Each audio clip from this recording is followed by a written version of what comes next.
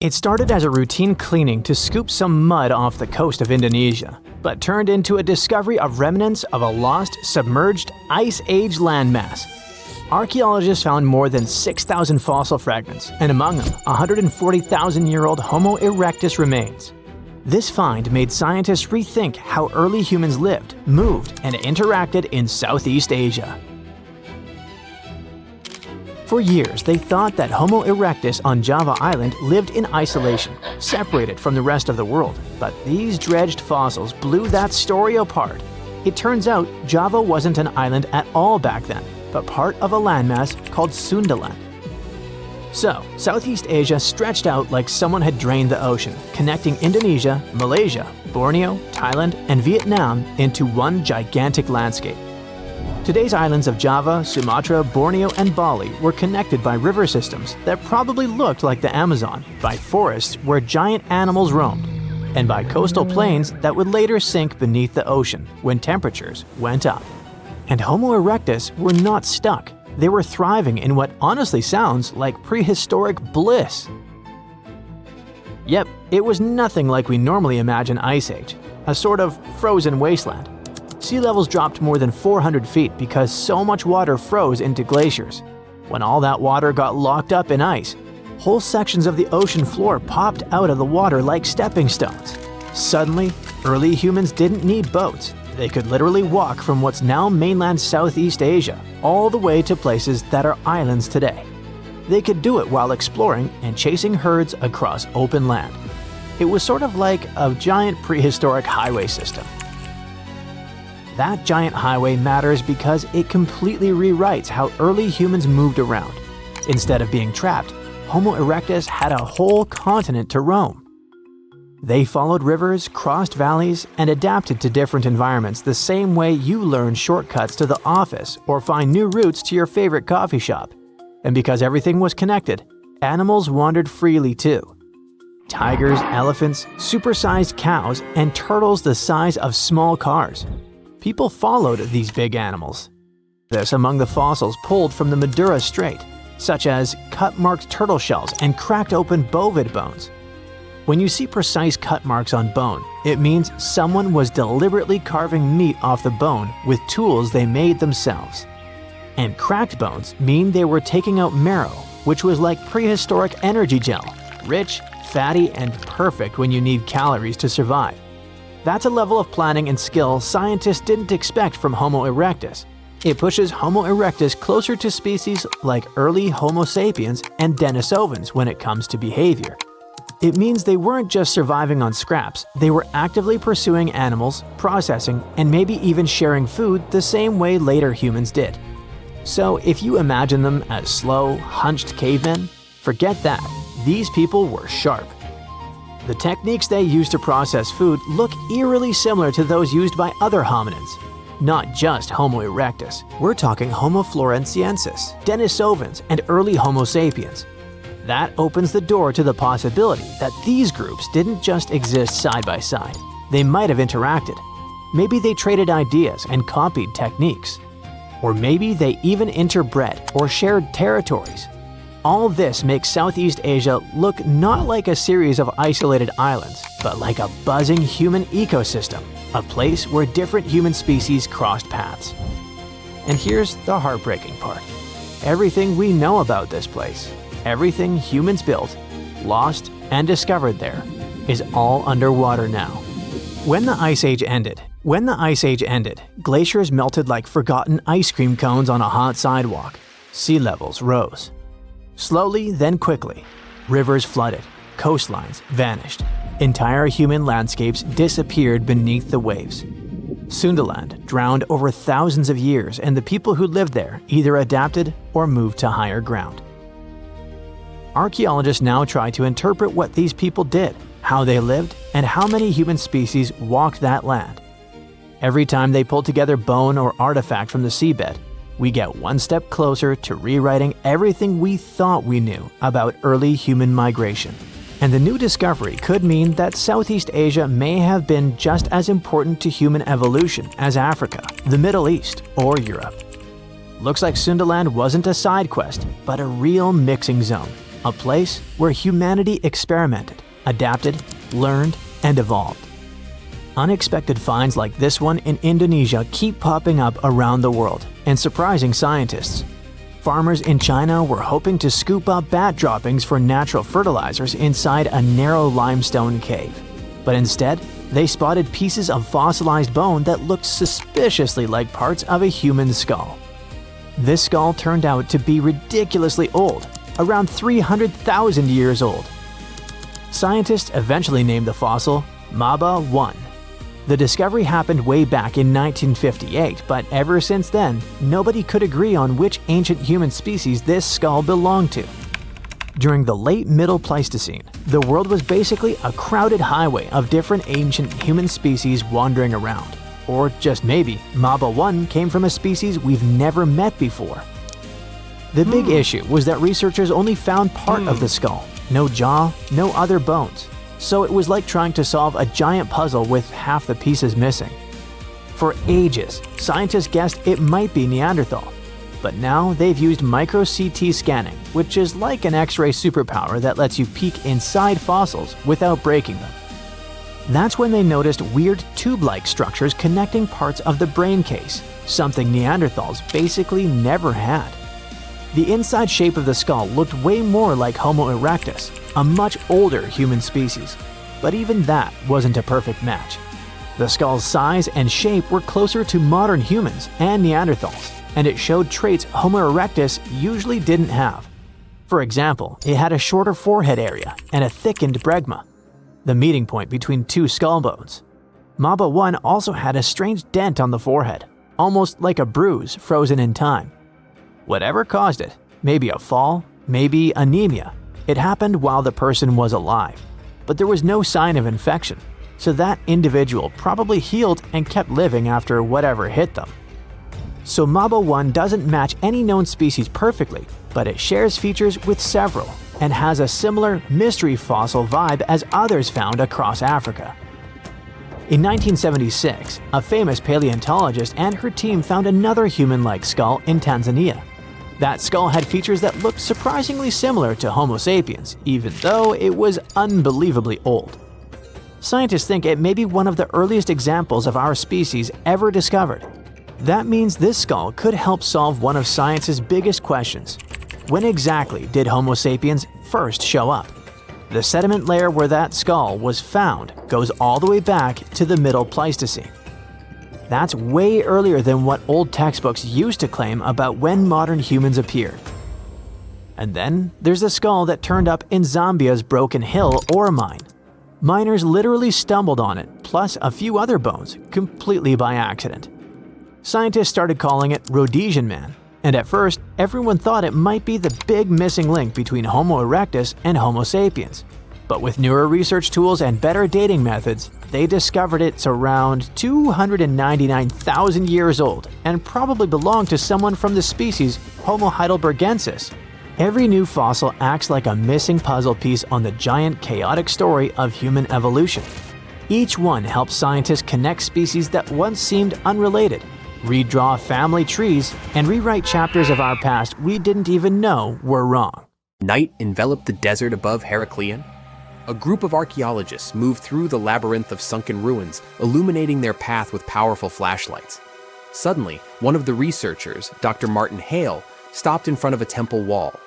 He carefully brushed away a layer of sand and discovered a strange bas-relief. A woman holding a creature with an unusually elongated head and enormous eyes. "This can't just be a stylized depiction of an infant," whispered his colleague, Alice Carter. "The Paracas skulls in Peru have similar shapes. Could this be evidence of hybrids?" The question remained unanswered, but the mystery of Heraklion continued to intrigue scientists. Theories ranged from ancient cults to contacts with extraterrestrial civilizations. However, biologists established that elongated skulls could be the result of artificial cranial deformation, a practice common in ancient times. No DNA analysis has shown traces of non-human genetics. Meanwhile, in another part of the solar system, the Viking 1 probe transmitted an image to Earth of a rock formation on Mars resembling a human face. The photograph instantly became a sensation, fueling conspiracy theories. "It's just pareidolia," astronomers stated. The human brain is wired to recognize familiar shapes in random forms. Decades later, when NASA sent more advanced spacecraft, images confirmed that the face on Mars was merely an ordinary hill, with shadows creating the illusion of facial features. However, proponents of the ancient Martian civilization theory insist that the truth is being concealed. No less mysterious are the artifacts of the Maya civilization. Their bay reliefs depicting beings resembling astronauts, their complex astronomical calculations, and myths of gods descending from the heavens suggest possible contact with extraterrestrials. Some researchers associate Kukulkan, the feathered serpent god, with alien beings. However, historians remind us that such imagery appears in many cultures and may carry purely symbolic meaning. In Scotland, on Arthur's Seat Hill, children stumbled upon 17 miniature wooden coffins with tiny figurines inside. The origin of these remains unresolved. Were they ritual offerings, connected to the murderers Burke and Hare, who sold their victims' bodies for medical research, or simply children's toys mistakenly perceived as something mystical? Some theories suggest they could have been a form of symbolic burial for souls who never received a proper grave. Others believe they were connected to an ancient superstition meant to ward off evil spirits. Another hypothesis suggests they were linked to an old Scottish practice of making talismans for protection against supernatural forces. The Antikythera mechanism found off the coast of Greece is another ancient enigma. This intricate device, over 2,000 years old, turned out to be an astronomical calculator ahead of its time. Studies revealed that the mechanism was used to calculate planetary movements and eclipses, proving the advanced knowledge of ancient Greek science. Many researchers now believe that similar devices might have existed, but no other examples have been discovered. Recent images from the Perseverance rover uncovered mysterious square structures on Mars.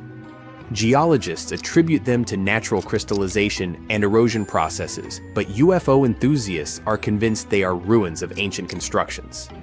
The formations bear a striking resemblance to rectangular patterns seen in some ancient Earth structures, further fueling debates about potential past life on the Red Planet.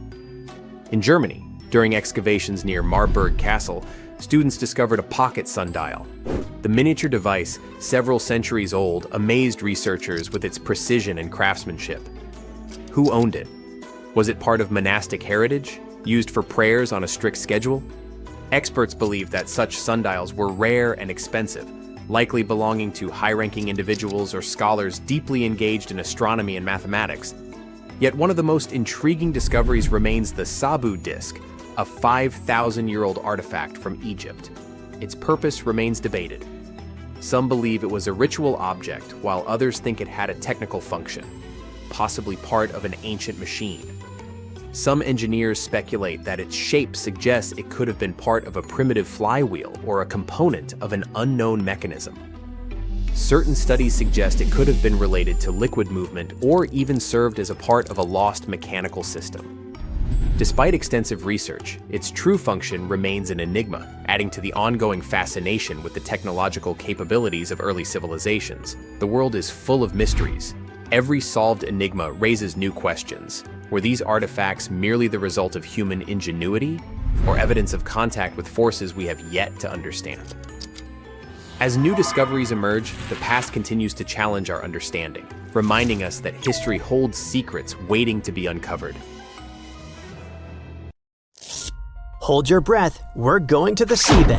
What do we have here? A lot of fish, octopuses, coral reefs, perfect circles of unknown origin, shrimps, stingrays, sharks. Wait, what? Hold on. What are those perfect circles on the seabed? Wow! Perfectly symmetrical, 67 feet in diameter, with a clear outline. 1, 2, 3, 10, 20. There are so many of them. 1,300 strange rings at the bottom of the Mediterranean Sea. What are they doing there? How did they appear? Try to guess. Traces of an extraterrestrial civilization? The remains of an ancient city? A new kind of sea creature? There's a 99% chance you won't be able to give the correct answer. But here's a little hint. There's a connection between these circles and the Ice Age. It seems that the mystery has become even more complicated. but let's find the answer together. So it all started in 2011. Marine biologists discovered mysterious circles at the bottom of the Mediterranean Sea, and the first question that arose was why no one had noticed them before, given the vast territory these circles occupied. The fact is that a big part of the bottom of the Mediterranean Sea is too shallow and close to the shore. And for this reason, no one is engaged in mining there. At the same time, the bottom is too deep for scuba divers. Thus, the circles were in some kind of blind spot. Let's move on. The circles are approximately the same size with a clear outline and perfect symmetry. But the strangest thing is that there's a dark spot in the center of each of them. Visually, it looks like a fried egg with a yolk in the middle. In 2013, biologists discussed the discovery at a scientific conference and made assumptions about the nature of these circles. Perhaps they were connected to underwater volcanoes that left such strange marks after the eruption. Perhaps it was a strange geological formation. But why are they so perfectly round? It doesn't look like they appeared by accident. Okay, let's move on. Is it possible that it's coralline algae growing in weird shapes? You can guess as much as you'd like, but scientists needed to go down to the bottom and study the rings up close. So they did.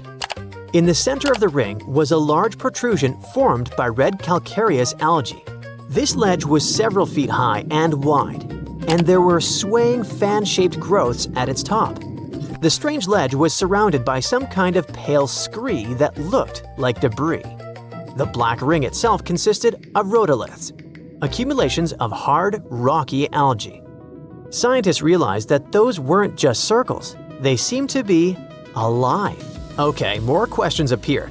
Let's say it's some kind of strange algae. But why form these circles? What made them this way? Scientists took samples of the material from the center of the circles and found out that they were about 21,000 years old. At that time, large-scale events were taking place. They changed the appearance of Earth and the fate of all creatures living on it. 21,000 years ago was the peak of the last ice age. The Mediterranean Sea was much smaller and colder than it is now, and the seabed on which the mysterious rings appeared was closer to the surface.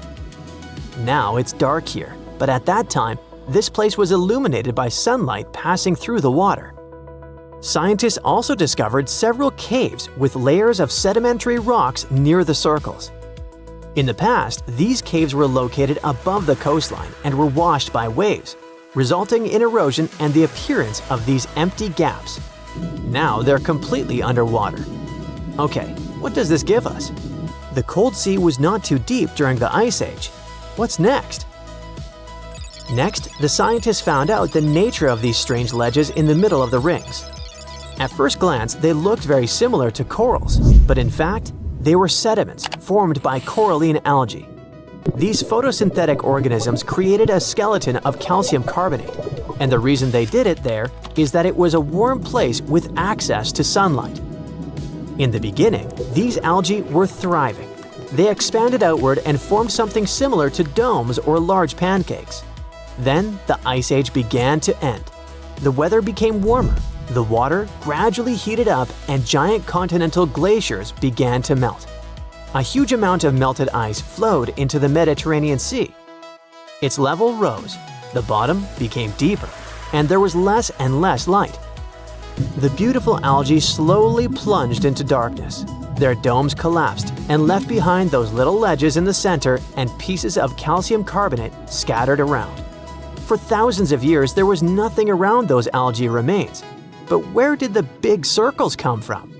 After the melting of glaciers, the Mediterranean sea level stabilized about 8,000 years ago. The algae grew new layers in the form of small ledges, those swaying fan-shaped growths. This organism began to develop the pieces of calcium carbonate, and then small pieces began to roll down the ledges. They rolled in different directions, forming those perfect circles. At the moment, this version is the most realistic. Scientists say they have no direct evidence that the mysterious circles appear this way, but they also have no reason to believe that this version is incorrect. If any of you were hoping that someone or something had deliberately drawn these circles, don't get upset. There are other mysterious circles on the seabed, and this time they were created for an important purpose by one amazing creature. In 1995, divers noticed beautiful circles with a geometric pattern right on the sandy bottom of the shores of Japan. It looked like someone had drawn them on the sand. The circles weren't ancient because otherwise the water would have swept the patterns away. Indeed, soon those drawings were erased, but then new ones appeared. Nobody knew what was going on. Was someone drawing stuff to tease divers? But it turned out to be much cooler. The patterns were supposed to attract females, and this someone who drew them was a small, white-spotted pufferfish. The males of these fish flap their fins on the seabed, swim in different directions, and thus draw amazing patterned circles. They have no art education, and they probably can't think abstractly, but they really want to start a family. These fish are about 5 inches long, but their artworks are about 7 feet in diameter. These little artists try their best, but what happens afterward? The female swims in, looks at the pattern, and gives her score. If she likes the pattern, she's ready to start a family. If she doesn't like the drawing, she dashes away and leaves the poor pufferfish with a broken heart. Nothing much is known about the drawings. Scientists can't get into the fish's brain and find the answers. All we can do is observe. And during long observations, scientists noticed some curious things. Around the center, there are perfectly aligned gaps and patterns. The fish not only draws outlines on the seabed, but also decorates them with fragments of shells. That is, the male tries very hard, like an artist working on their painting. The fish creates this masterpiece within 7 to 9 days. After that, undercurrents wash it away, and the fish has to rebuild it if the female doesn't like this work. But if the female chooses the male, they become a couple. The female lays eggs in the center of these circles. Then she swims away, and the male stays with the eggs for 6 days to protect and care for their offspring. The behavior of these fish is similar to that of bowerbirds, birds that build small huts out of twigs and leave and decorate them with colorful berries and flowers. And all this in order to attract a mate to create offspring. The lost city of Atlantis may have actually been found. No, really. 2 researchers were working in the waters off the coast of Cuba when they discovered the ruins of what looked like an ancient submerged city. That happened about 20 years ago, and yet no one really talks about it today. It's like the authorities just took the research, locked it away in some top-secret room, and decided no one else should know about it. But why? Well, I'm going to tell you. Back in 2001, Paulina Zalitsky, a marine engineer, and her husband, Paul Weinswig, were hired to explore the waters off Cuba's western coast. They had 2 main objectives: to search for old shipwrecks, possibly hiding treasures like gold and jewels, and to locate valuable oil and natural gas deposits deep underwater. They were using a sonar. Basically, this equipment is like a sound-based radar. It sends out sound waves underwater, and when those waves hit something, like a sunken ship, they bounce back. The system can figure out where and how far the object is just by listening to the echo. So, the couple was scanning the seafloor with this equipment more than 2,000 feet below the surface. And then, out of nowhere, they found something way more interesting than gold or oil. They found stones. Not just any stones. I'm talking huge, perfectly arranged stones. Kind of like a mini version of the pyramid at Chichen Itza. Or even better, like a bunch of tiny submerged Chichen Itzas. Yep, they saw that. Or at least, they think they did. The thing is, sonar doesn't work like a camera. It definitely doesn't record video or take actual pictures underwater. What it does do is create images using sound. And those images are usually just outlines or shapes, kind of like a blurry black and white sketch. It shows you where things are, but not exactly what they look like. And that's exactly what happened back then. The equipment started producing images of these perfectly organized stone structures, and it really looked like some kind of urban development. I mean, the site was just too organized, too symmetrical to be just random rocks. But it sounded too good to be true. I mean, this discovery could totally change everything we know about ancient civilizations on the American continent. So the scientists decided it would be too irresponsible to announce anything without finding more evidence first. And that's why they decided to go back to that same spot. This time they sent down an underwater remotely operated vehicle to actually see what was going on beneath the sea. See? This robot was basically an underwater cameraman. And yep, it confirmed it. There was definitely something strange down there. It looked like an ancient city made of huge, smooth blocks of granite. These rocks were about 8 feet by 10 feet. Some were in pyramid shapes, others were circular. Some seemed to be deliberately cut and then stacked on top of each other, while others appeared isolated from the rest. Together, they looked like they were forming corridors and outlines of rooms. It was like finding large buildings in the middle of an underwater desert. These images were enough for Zalitsky to seal the deal. Back then, she confirmed that this amazing structure, her words, could have been a large urban center. Again, her words. Then the couple started to speculate.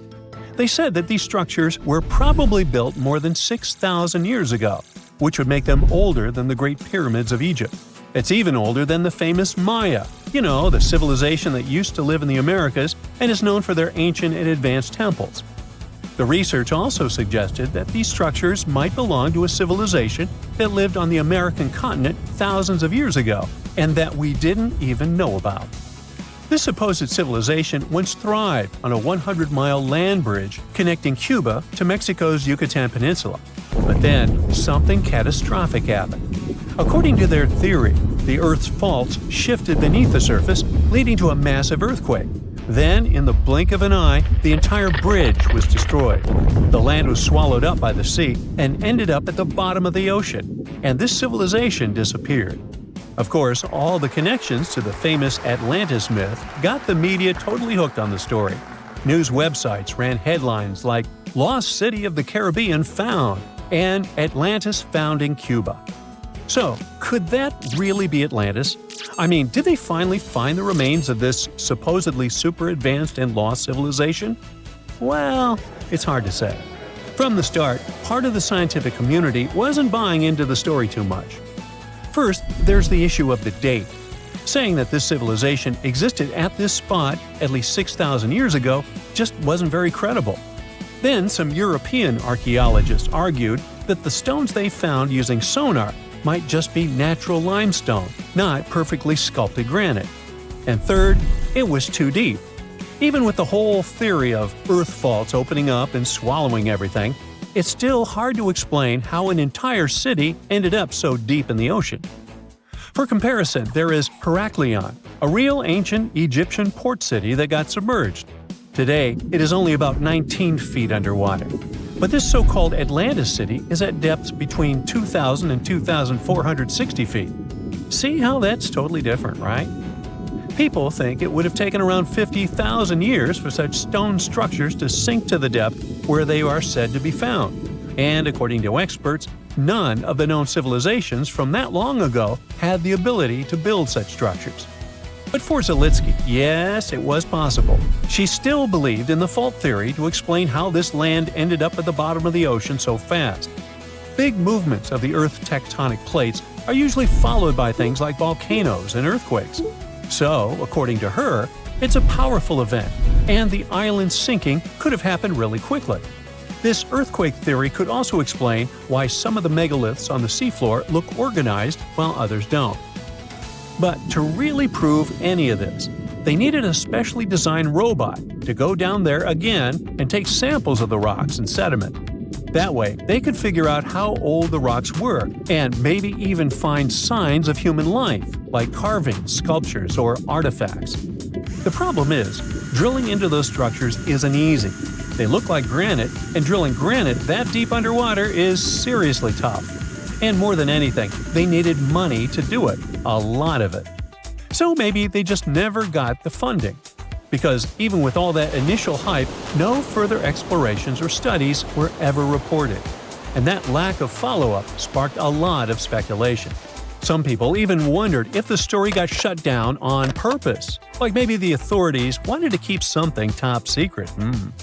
As if this underwater city was built by some kind of higher extraterrestrial being, and they just don't want us to find out. But truth be told, The strongest argument for saying, yeah, that is definitely a lost city, is that nature supposedly couldn't have built something so symmetrical. Geologists did try to find natural explanations, or at least similar examples from other parts of the world, but they came up short. Still, just because we haven't found a clear natural explanation doesn't mean there isn't one. Nature can create some pretty wild and unexpected stuff, so honestly, that whole too perfect to be natural angle is kind of a weak argument. What most likely happened is that experts just weren't convinced it was actually a sunken city, and that's probably why no one followed up on their work. Over time, the buzz faded, the story disappeared, and the site slipped back into silence. And without more data, the true nature of those underwater formations off Cuba's coast is still a mystery. How much time passed between the inventions of the first computer and the appearance of the modern one? The first electronic computer in history is the ENIAC, Electronic Numerical Integrator and Computer. It was invented in 1945 by American scientists. But there's an older machine. It's the Babbage difference engine. English engineer Charles Babbage built it in 1822.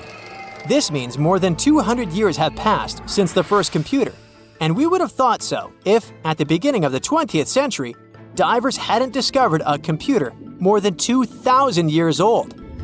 In 1900, a group of divers searched for sea sponges in the Mediterranean Sea between the island of Crete and mainland Greece. But instead of sponges, they found sunken treasure ships. It was one of the most significant archaeological finds of that time. At the bottom were Greek marble sculptures and many other artifacts. Among them, divers found a strange piece of stone the size of a large book. They ignored it and put it with other finds in the museum. A few months later, archaeologists began to study the block and discovered that a strange object with bronze gears was hidden inside it. This shocked all scientists because, according to historical data, such things could not exist in ancient Greece. The technologies of that time were not so developed. Scientists started studying this object and realized they had no idea what it was. They called it the Antikythera mechanism, and they had been trying to unravel its purpose for over 100 years. The fragility of the object added complexity. It had been underwater for a millennia. Its internal instruments were damaged, and when scientists touched them, they fell apart.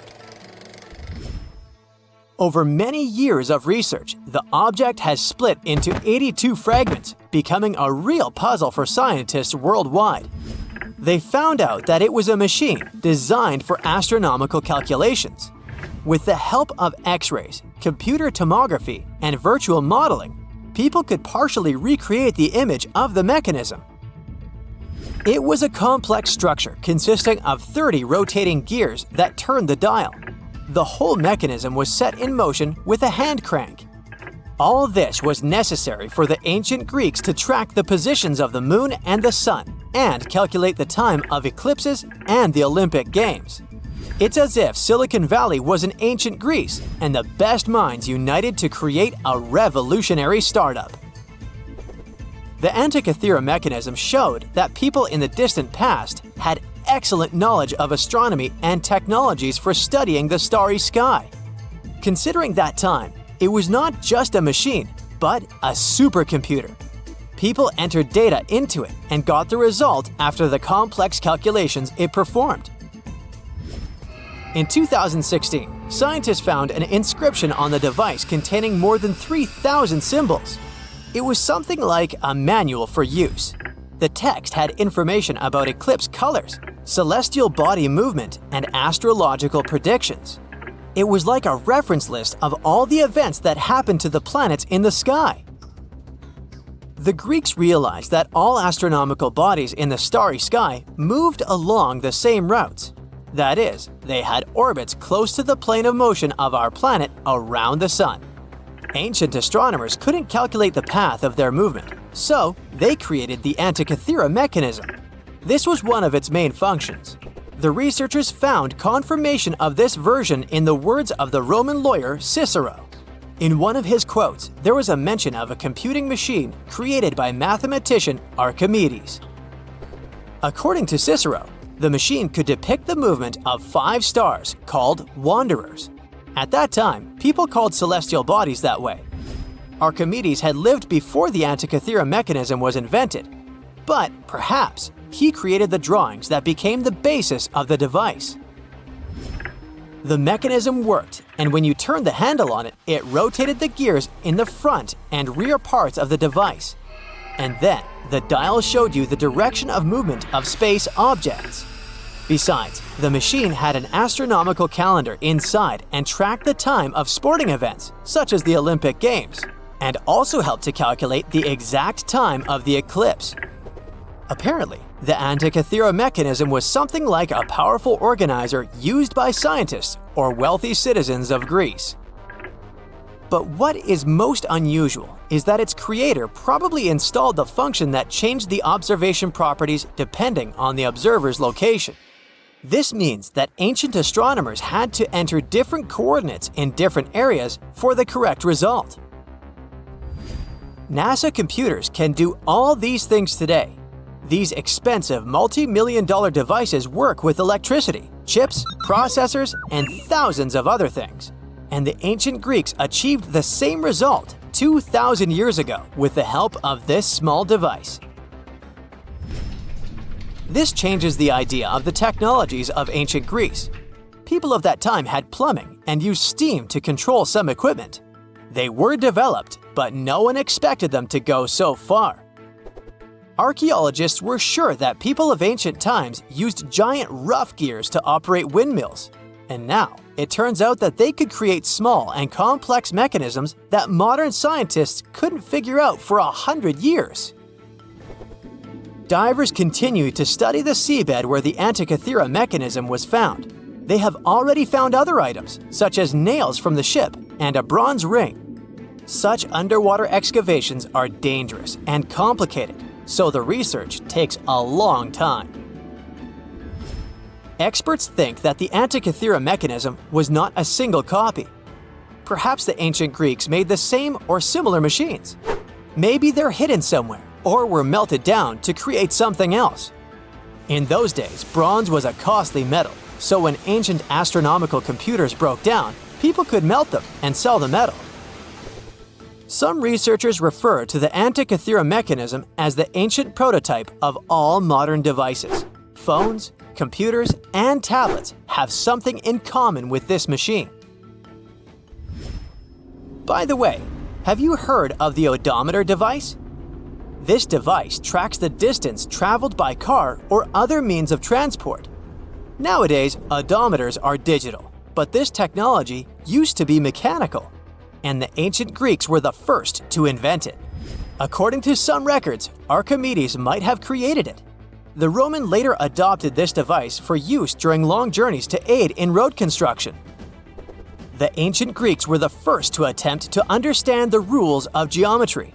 The Babylonians and Egyptians used geometry in different spheres of life. However, the Greeks decided to use logical reasoning to establish the rules and formulas that we still use today. Archimedes observed that when a solid object was immersed in water, it displaced a mass of water equal to the volume of the object. Have you heard of the Hippocratic Oath? This document is read aloud by all doctors before they start practicing medicine. For us, concepts such as confidentiality between a doctor and a patient seem commonplace, as well as a doctor's duty to always try to cure and save people's lives. But all of this was invented by ancient Greek Hippocrates. In addition to the famous oath, he was one of the first to make a scientific leap in medicine. In ancient times, people viewed illnesses as punishment for bad deeds. But Hippocrates discovered that diseases were natural and that the human body could react differently to them. This may seem obvious now, but the ancient Greeks reached this conclusion in 460 BCE. Aristotle was the first to suggest that our planet is a sphere, and thanks to him, we enjoy movies, TV series, and performances. The ancient Greeks invented theater in the form we know it today.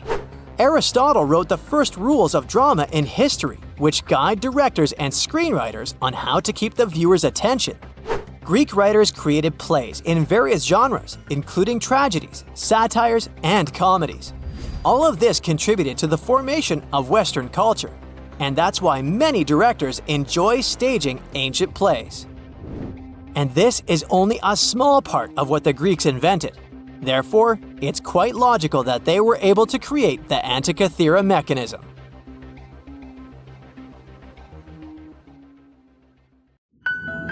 Being afraid of the ocean is a very understandable fear. We have it in our genes. In the past, humans had to avoid certain dangerous situations, like big animals and deep bodies of water, in order to survive. Plus, we've only explored 5% of the oceans, so we never know what we can stumble upon there. In regular conditions, GoPro is just a camera. But if you find it lying at the bottom of a 400-foot pit in the middle of the Caribbean Sea, that will make your blood run cold. I know 400 feet may not seem like much, but a person who is deep diving for fun usually can swim from 59 to 98 feet deep only, unless they're a professional diver.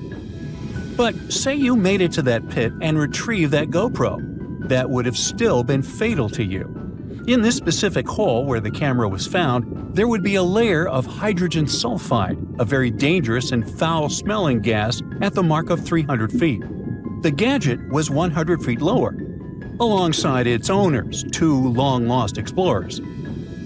To this day, very few people manage to dive this deep and go back unscraped.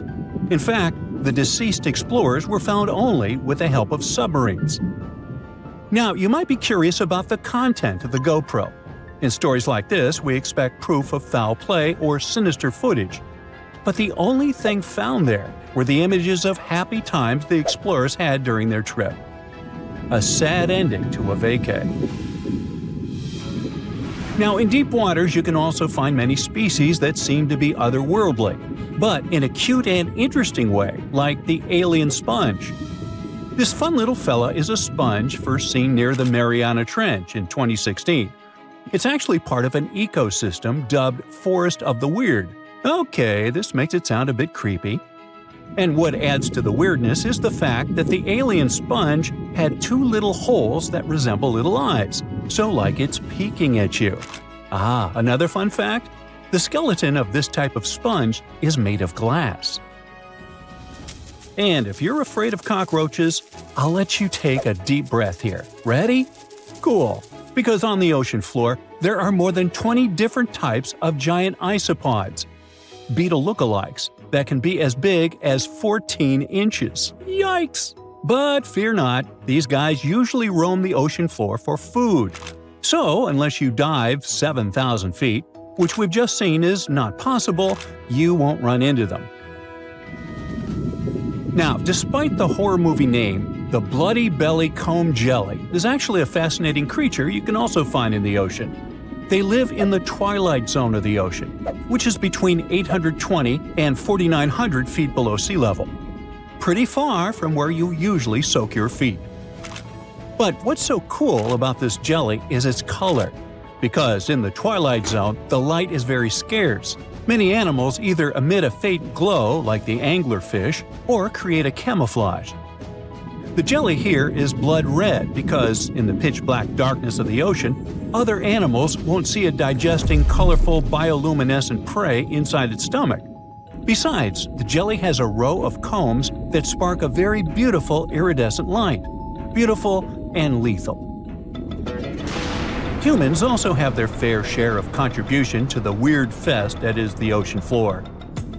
Depending on where you swim, you might just find parts of rocket engines used during the Apollo program. Now, when a rocket is launched into space, parts of it are dropped into the ocean where it runs out of propellant, making the rocket itself lighter. And a part of the Apollo 11 rocket engine, yes, that one that first took humans to land on the moon, was actually recovered from the ocean after more than 4 decades. And you can see it at the Museum of Flight in Seattle. Not a space fan? Well, there's something for the Oregon Trail lovers too. There are two locomotives living their best lives, or worst, depending on your point of view, just off the coast of New Jersey. They're from the 1850s and are sitting under 90 feet of water. They probably fell off of a transportation ship during a rough storm, or were intentionally pushed over the barge so that the ship didn't sink. Most of these things can only be seen while diving, but worry not. Even if you have a lingering fear of the deep ocean, you can still find weird things by simply walking on the beach. Look at these bizarre Garfield landline phones washed away in Brittany, France. The French have been having bizarre encounters with the sarcastic orange cat since the 80s, and it took about 30 years for French farmer René Morvan to come forward with a simple explanation. A shipping container with Garfield merchandise got stranded in the sea, only to find its final resting place in a sea cave. We bet Brittany locals are still haunted by the creepy smile of that landline phone. And just like a storm uncovered the Garfield secret stash, it also moved a few ships that sank more than 600 years ago. But this is not a simple Titanic story. It actually sounds more like Pirates of the Caribbean, because when the storm moved those old ships, authorities from Caesarea found 2,000 gold coins, some silver and bronze coins, gemstones, and rings. It was a bigger treasure than a dragon could hoard. But don't get your hopes up. Even though most of the underwater archaeological zones in this region are open to divers, these treasures are safely tucked away in a museum. Speaking of pirates, and I was, another weird thing you can find chillin' in the ocean is the pirate city of Port Royal, Jamaica. In 1692, the city was devastated by an earthquake, followed by a tsunami. A really bad twofer. But the good news is, you can still visit it today, well, scuba diving, that is. This is actually not the only sunken city in the world. There's also Thonis Heracleion in Egypt, which is not at the bottom of the sea per se, but at the mouth of the Nile River. There's also Baiae, a Roman town built atop a supervolcano. Now, you might be thinking Baiae had the same fate as Pompeii, but guess what? The floor actually sank and the town went down with it. So, have you ever heard of underwater crop circles? Back in 1995, divers in Japan spotted perfectly round circles formed in the sand. They were 6 feet in diameter and looked like those crop circles from sci-fi movies. Scientists simply couldn't figure out what or who did it until they caught the culprit red-handed, a tiny male pufferfish only 4 inches long. This little guy uses its body and fins to draw circles and squiggles and decorates his creation with seashells and corals. It takes the fish about a week to do so. All this hard work is part of a mating ritual, and if a female pufferfish likes the art, she will lay her eggs there, right in the center. The circular design of the underwater crop circle actually channels fresh water to the middle of the circle, the ideal scenario for the eggs to develop. And guess what? After she lays the eggs, the female pufferfish leaves, and it's the male that tends the eggs. But just in case fishes are not your thing, we can also offer you a cargo of rubber duckies, turtles, beavers, and frogs, 28,000 of them to be exact. These bath toys were traveling from China to the US, but much like our friend Garfield, were caught in a storm in 1992. From the North Pacific, our friendly duckies and beavers made their way to the UK by 2007. But some were bolder and traveled to Australia, Indonesia, Chile, Hawaii, and even Alaska. Now, have you ever seen a strange thing washed up by the beach? Let us know in the comments. Bye. Well, this eerie Lake Huron discovery may be that it possibly contains the remnants of an entire civilization. Whoa, wait, sounds like Atlantis, right? Well, not exactly. But if there really had been an ancient underwater civilization here, it must have been a pretty advanced one. Around 10,000 years ago, 2 sharp glassy flakes broke off a stone tool and landed on the ground unnoticed. They stayed buried there for thousands of years, until 2013. Then scientists pulled up a small chunk of mud, about the size of a milk carton, from the bottom of Lake Huron, 100 feet underwater. Inside the mud, they found those same two flakes made of obsidian, a shiny black volcanic glass that forms when lava cools quickly. After careful testing, they realized these flakes came from Central Oregon, which is quite a distance, about 2,500 miles away. They found this prehistoric Great Lakes site on the Alpena Amberley Ridge, an underwater landform that once connected what's now Michigan and Ontario. Back then, it was dry land. Early humans used it to build traps for animals like caribou as the Ice Age faded and the Great Lakes began to form. Now, obsidian was the high-tech material of ancient times. It's super sharp and perfect for making tools. If you study the flakes carefully, it's obvious that humans made them. You can see where they struck them and the feathered edges that come from being carefully chipped. That means people were not only crafting tools here, but they also had access to obsidian that came from incredibly far away. It was likely possible through a huge trade network that spanned across the continent. For over 100 years, people have guessed that ancient societies might have existed beneath the Great Lakes, but no one had proof. That's why work on this submerged archaeological site is so important. A team of researchers has been trying to learn more about the 10,000-year-old ruins and the civilization that left them behind for over a decade now. Lake Huron's icy water acted like a time capsule that helped preserve things for thousands of years. So far, researchers have found not only unique stone tools, but also ancient trees with roots still intact and underwater peat bogs that preserved seeds and leaves. It was like an Ice Age version of Pompeii, a scene frozen in time. These discoveries are also helping scientists create new technologies and ways to do underwater archaeology. They've engaged sonars, underwater robots, and divers so far. Now, it's pretty cool that the tools they found on the Alpena Amberley Ridge were way smaller than other tools from the same era found nearby. That might mean a different group of people lived here, and they had their own unique way of life. Even the peat bogs they found, which are about 9,500 years old, hold secrets. They're full of pine needles, seeds, and leaves that could reveal what the environment was like back then. Usually stuff like this breaks down quickly on land, but the cold freshwater preserved it. The Michigan team is working with scientists in Cambridge, England, to extract DNA from the remains. If it works, it could finally confirm what animals lived there, and maybe even more. There are still years of discovery on this prehistoric Great Lakes site ahead. Another famous submerged archaeological site is the lost city of Pavlopetri. Archaeologists think it is the oldest sunken city in the world they've found and made official so far. Pavlopetri is around 5,000 years old. That means it existed even before the legendary Greek heroes in Homer's stories. Scientists first spotted it way back in 1904, and then mostly forgot about it until 1967, when Nicholas Fleming rediscovered it. He described it as a Bronze Age city now lying under about 10 to 13 feet of water. A year later, he returned with a team of scientists to study the ruins. Over 6 weeks, using just hand tapes and a basic grid, they managed to map out the city. They found that it covered almost 1,000 feet by 500 feet and had at least 15 buildings, courtyards, 5 streets, 2 tombs, and around 37 small stone graves.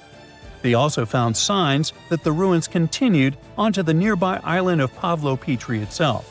They dug up some amazing pottery, obsidian, and chert blades, and even a tiny bronze figurine that may date all the way back to 2800 BCE. Most of the buildings, though, came from the period between 1650 and 1180 BCE. Then scientists left the site alone again until 2009, when a super team of researchers launched a new 5-year project to really dive deep into the history of Pavlopetri. This time, they had digital mapping tools and better diving equipment, so they could explore and even excavate underwater. They found another 97,000 square feet of buildings, including a large hall and hidden streets. Plus, they dug up even more pottery that showed people had been living in the city from about 3000 BCE to 1100 BCE. and that the city once had a population of 500 to 2,000 people.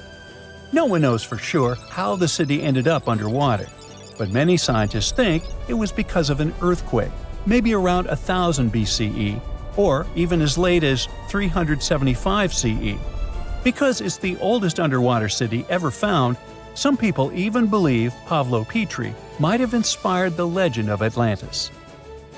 Another contestant for the Atlantis title lies near Japan. Back in 1986, a local diver was exploring the waters near the Ryukyu Islands when he found a giant structure made of perfectly shaped steps and sharp edges. It was 82 feet underwater. Today, the Yonaguni Monument is one of the most mysterious underwater sites on the planet. The structure is nearly half a football field in size. It looks like a massive stone pyramid with layers of platforms and steps stacked one on top of another. No one really knows where it came from or who built it. Some experts think the monument might be more than 10,000 years old, which would make it older than the Egyptian pyramids. One theory is that it could be the last remains of a lost civilization called Mu, a mythical Pacific society kind of like Atlantis. Others believe an ancient culture that lived in Japan as early as 12,000 BCE might have built it. But many scientists and geologists are skeptical about this possible underwater ancient civilization, even though Yonaguni has narrow passageways, arched openings, and right angles that almost look like city blocks.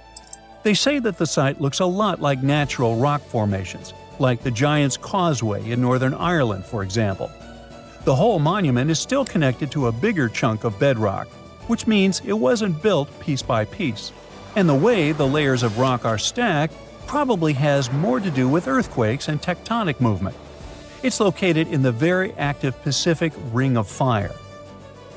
One marine geologist kept going back down there, and every time he found something new. He says he spotted tool marks in the rock, symbols carved into stone faces, and even rock formations shaped like animals. He believes these carvings point to a culture that came from mainland Asia. He said he had identified 10 different structures off Yonaguni, including a ruined castle, a triumphal arch, 5 temples, and even a huge museum.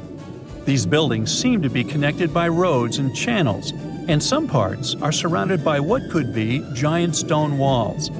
The explorer believes the city is at least 5,000 years old, based on stalactites found in underwater caves nearby, which would have only formed after the caves flooded.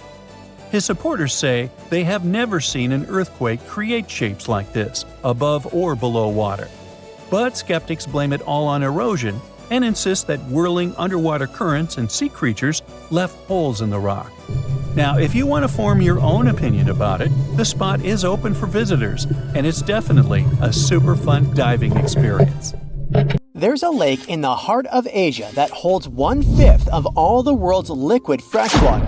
It's more than all the 5 Great Lakes have together. Even if all the rivers on our planet suddenly changed their direction and set on a mission to drain this lake, it would take them a whole year to finish the job. I'm talking about the deepest lake in the world, Lake Baikal. If you decide to go all the way down to its deepest point, prepare for a journey of almost 5,400 feet. The descent takes several hours, but the rift floor of the lake is way deeper, between 5 to 7 miles beneath the surface. It means it could be even further down than the Challenger Deep, which is the deepest known place on Earth.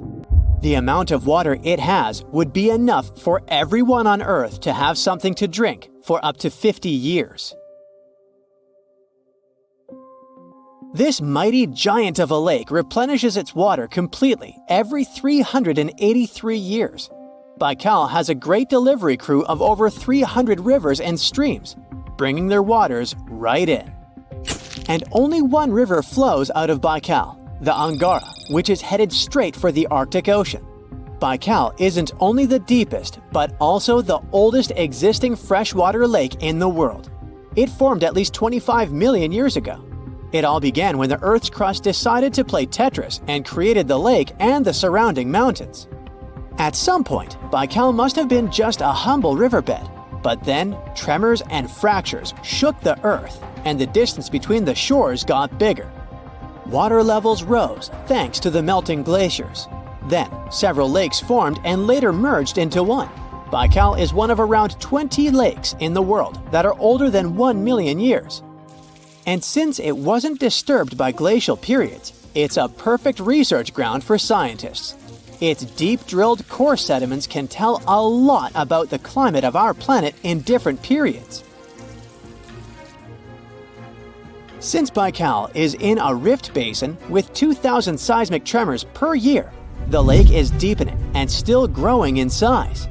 Its shores drift apart at around the same rate as South America and Africa are moving away from each other, so it has all the potential to become an ocean. Another thing Baikal has in common with the oceans is that it has water rich in oxygen, even at its lowest depths. This is one of the reasons why the fauna of the lake is so incredibly rich. It's home to over 2,500 various animals and 1,000 plant varieties. Around half of them are unique and only exist in this area, like the endemic algae, the Baikal omul fish, and the Baikal oilfish. There are also some bears, elk, and lynx living on its shores. They must appreciate the fact that the temperatures around the lake are always higher than the rest of Siberia, thanks to its huge water mass. Most Baikal dwellers prefer to stick to the bottom of the lake, but there's one brave guy you'll meet if you decide to visit. Meet the Baikal seal, also known as Nerpa. It's the only true freshwater seal in the world. Nerpa's eyes are so cute it nearly landed the part of Puss in Boots in Shrek. Nerpa in Boots sounds good to me. These huge eyes are there to help them follow their favorite pelagic fish underwater.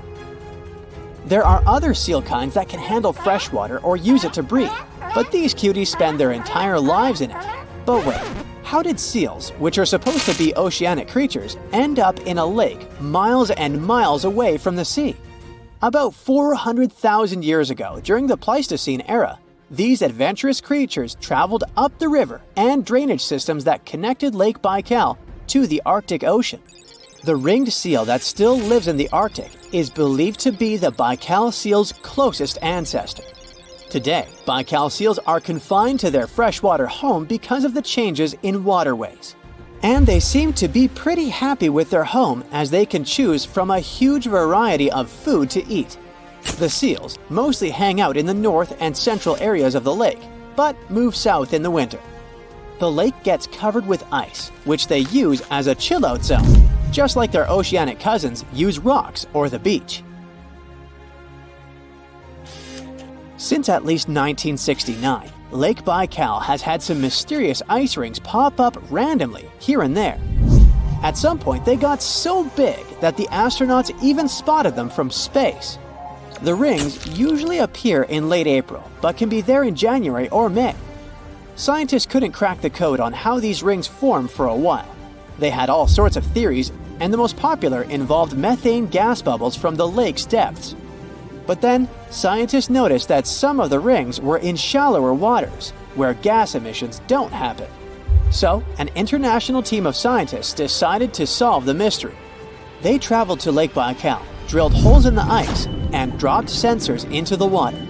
In 2016, when they started the research, they heard that 2 vans had gotten stuck in the mysterious ice rings.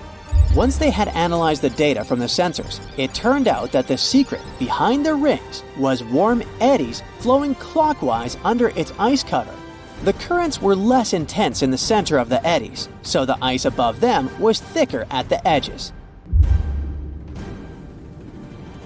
The waters of the lake are so clear that you can see some extremely deep parts up to over 130 feet down. This is thanks to the surrounding mountains that send off melting ice right in.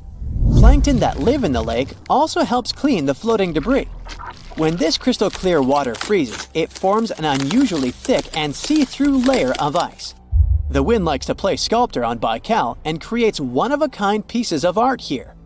It picks up water, which, of course, freezes into the most unusual designs. Frozen bubbles and icicles you've never seen before. The location and geography of the lakes and the cycles of melting and refreezing create the perfect conditions for this ice workshop. And you can even see rocks that seem to be floating. The bottom of the rock freezes to the surface of the ice. Then, the strong winds wear away the surroundings, leaving a perfect pedestal for the rock. If you think the floating rocks look eerie, how about Baikal's version of the Loch Ness Monster? The local Buryat people have a legend about the water dragon master that lives in the lake. A dragon is believed to be the most powerful creature living on Earth in Asian mythology. They believe there are 4 dragons living in the 4 seas, each responsible for one of the cardinal directions. Baikal is the North Sea in this story. The image of this dragon is supposedly etched in ancient petroglyphs on the cliffs of Baikal. There's also a hefty stone slab that looks like a monument dated back to somewhere between the 3rd and the 9th century BCE, depicting a mysterious water monster. Imagine the stories this stone could tell, echoing the whispers of a bygone era and leaving us to unravel the enigma of the Baikal cliffs. The legend says that a local warrior was chasing the dragon. He finally reached the largest Baikal island of Alkan.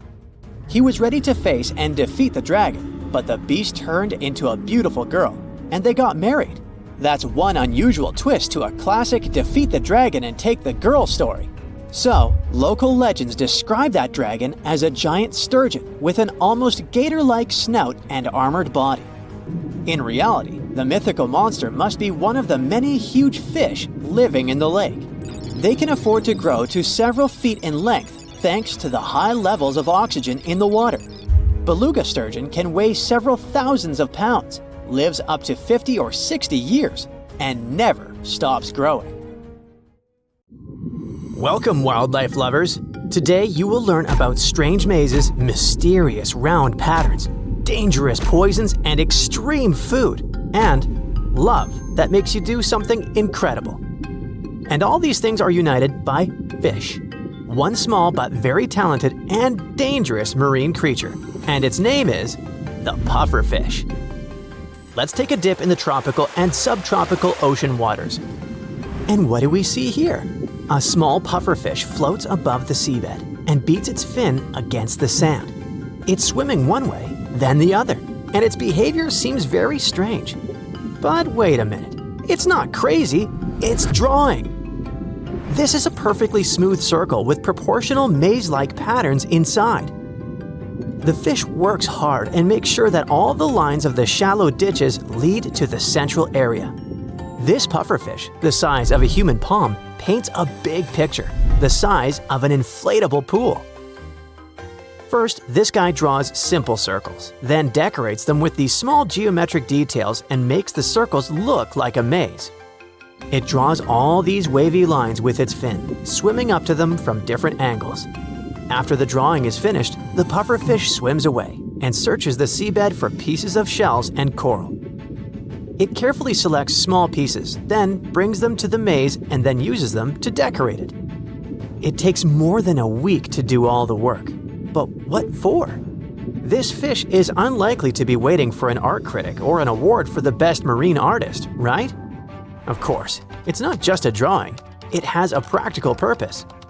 Scientists have analyzed these circles using computer programs and suggested that the circular design of the pattern directs oxygen-rich water directly into the center of the maze.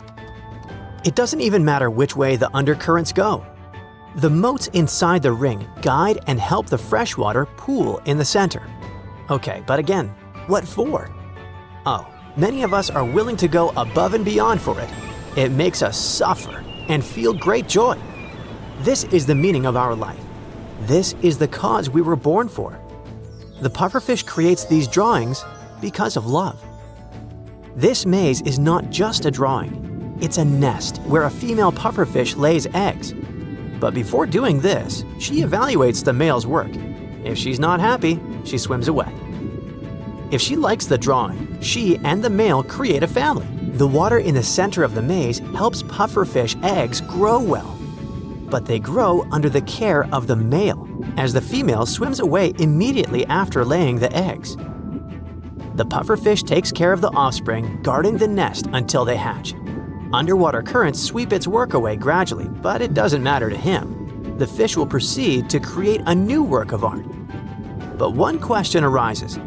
The nest has no walls. It's just patterns in the sand. The pufferfish doesn't make it somewhere in a sheltered place, like under the reefs. No, it's out there in an open area where many predatory fish swim. How does this little guy manage to protect its offspring from them? The pufferfish is not as harmless as it seems at first glance. Its body contains one of the most potent toxins on Earth, called tetrodotoxin, or simply TTX. This toxin accumulates in the liver of the fish, in its gonads, skin, and intestines. When it enters the human body, it connects to nerve cells and simply blocks them. That is, the nervous system can't transmit signals to the brain, causing paralysis. You can't move your limbs and your lungs stop functioning. Therefore, it's better not to offend the small fish. Not only scuba divers, but also predators know this fact. They sense TTX and don't dare to swim up to the pufferfish. Interestingly, the toxin doesn't affect the pufferfish itself thanks to its innate genetic mutation. This mutation prevents the toxin from connecting to the fish's nerve cells and, thus, prevents it from getting paralyzed. By the way, some species of snakes and toads have such mutations too. But how does the pufferfish generate TTX in its body? It's not born poisonous, it produces the toxin through its diet. It goes like this. Plankton eat bacteria that produce TTX. Then snails and worms eat these plankton. The pufferfish then eats those worms and snails.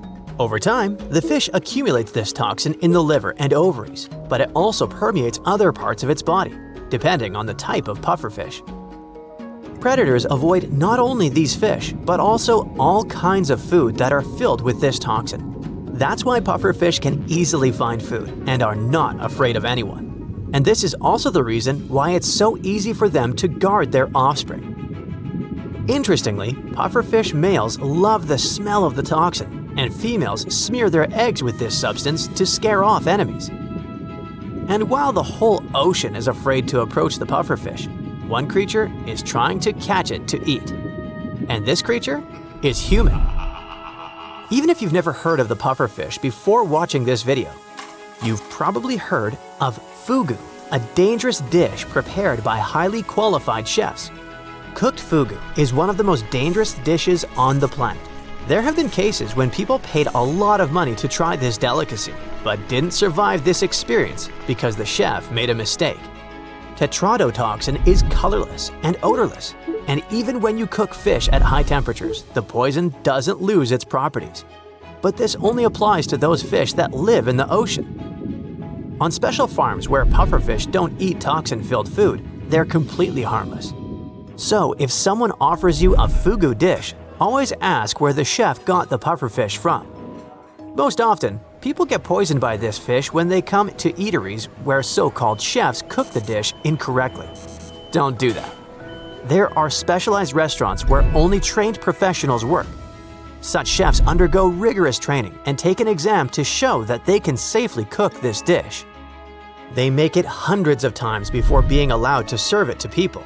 Such training costs thousands of dollars, so it's no wonder that fugu is so expensive. One wrong knife movement and the dish is infused with poison. The main goal during the preparation of this dish is to remove all traces of the toxin. It permeates almost the entire body except the meat itself. Cooks, like jewelers, should carefully separate this meat from the internal organs. The knife mustn't touch the liver and ovaries, which contain the largest amount of the poison. If the toxin drips onto the meat, the fish is spoiled. It seems simple, but chefs train for 4 to 6 years to learn to cook this dish properly. Then, when the fugu is ready, the chef carefully spreads out raw, thin slices of meat in the shape of a flower.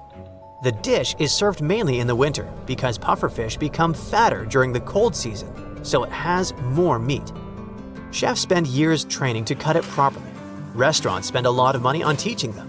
And even after that, this fish is still dangerous to eat. So, is it worth it? People say the fish has a very delicate jelly-like texture and doesn't have that typical fishy smell. In short, it's a real delicacy. But don't try to cook it on your own. You're definitely not gonna make it. If you start feeling any tingling, numbness, or even paralysis while eating fugu, get help right away. You still have a chance to survive if you've consumed just a tiny dose of poison. Remember, there's no antidote, so think a few times before agreeing to eat this delicacy, even in certified restaurants. This amazing story, dear viewers, starts with a maze on the seabed and ends in an expensive restaurant. This little fish, which tries its best to make a beautiful nest, hardly expects that somewhere up there, people would want to spend thousands of dollars to taste it.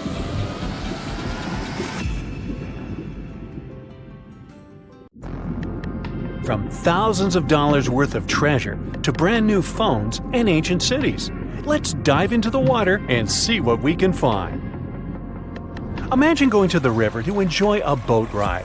Who wouldn't want to take a couple of pics to make the memories of this trip last forever? Oops, the water split. Luckily, you've taken precautions and put your gadget in a waterproof bag. But what if you drop your phone to the bottom of the lake along with this case? This is what happened to some people. A scuba diver and a YouTuber dived into a river popular with tourists and lost some of their gear worth $20,000, including new iPhones and some jewelry. Oops. You might be familiar with the image of a car getting pulled out of the water, either from the movies or TV news. Large cargo vessels sometimes sink, and trucks inside them go along. That's what happened with the Thistlegorm wreck. It sunk in 1941 in the Red Sea, and these Bedford trucks were inside. Want to see something more valuable, like treasure? A British cargo ship was carrying a heavy load of silver ingots, but the vessel sank. Treasure seekers knew there was silver on the ship. Since the 1940s, they've been looking for it. The Odyssey Marine team got lucky. They made the discovery in 2011. The treasure was more than 14,000 feet below the surface. The ship had carried more than 110 tons of silver ingots. Finders keepers. The Odyssey team kept 80% of the treasure and gave 20% to Her Majesty's Treasury. Of course, there were more items on the ship, like letters, teapots, and silk sheets. You can see them in the exhibition called Voices from the Deep at London's Postal Museum. Now how about some underwater art? Sure, here you go, Polynesian moai statues. These statues have been discovered in several areas across the world. For instance, Easter Island is full of different size statues, but many of them can also be found in Cancun, Isla Mujeres, and Punta Nizu, Mexico. Seeing full-body statues from thousands of years ago under the water would probably be a lifetime experience. Gold coins are also popular items found in shipwrecks. Many divers come across coins worth a lot of money. But there's one diver in Florida who truly hit the jackpot. In 2015, they stumbled upon nearly $1 million worth of treasure. The discovery was 51 gold coins, 40 feet of ornate gold chains, and a rare coin that was made for Philip V, the King of Spain. They were once frightening and dangerous, and they still look spooky. Yo-ho! I'm talking about pirate ships. One pirate shipwreck from the 18th century was excavated off the coast of Colombia in 2015. The treasure found there was worth between $4 and $17 billion. It contained precious stones, gold, and many other items. The next one is an underwater city. Neapolis is a city washed away by a tsunami. It was built on the coast of North Africa nearly 1,700 years ago. Divers uncovered the city's remains in 2017. Researchers have also discovered Roman columns, as well as household goods and tools. Now, let's go all the way back to 1503. Portuguese explorer Vasco da Gama was fighting a storm when he lost his ship Esmeralda. The ship was discovered in 1998, but it had to wait for more than a decade to be excavated. Researchers found navigational tools there. They didn't have as much value as Spanish gold, but they were historical treasures. Now, in Amsterdam, they fish for bikes in canals. 1/3 of working Amsterdammers cycle to work. Others use their bikes for different purposes, like exercising, going shopping, and so on. There are more bikes in Amsterdam than permanent residents. Unfortunately, many bicycles and even some cars end up in Amsterdam's canals.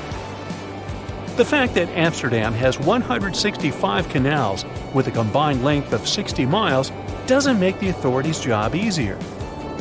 Obviously, the owners don't throw their bikes into the water. Bikes can end up in the canals because of strong winds, vandalism, theft, or by accident. Every year, authorities fish up between 12,000 and 15,000 bikes. Our next one is a lost city. Heraklion was ancient Egypt's gateway to the Mediterranean. It became submerged and hidden under the sand. This city was famous.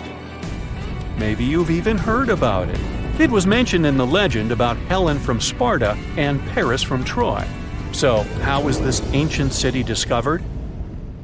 In the early 2000s, a team of divers found a huge fragment of rock on the seabed and took it up to dry land.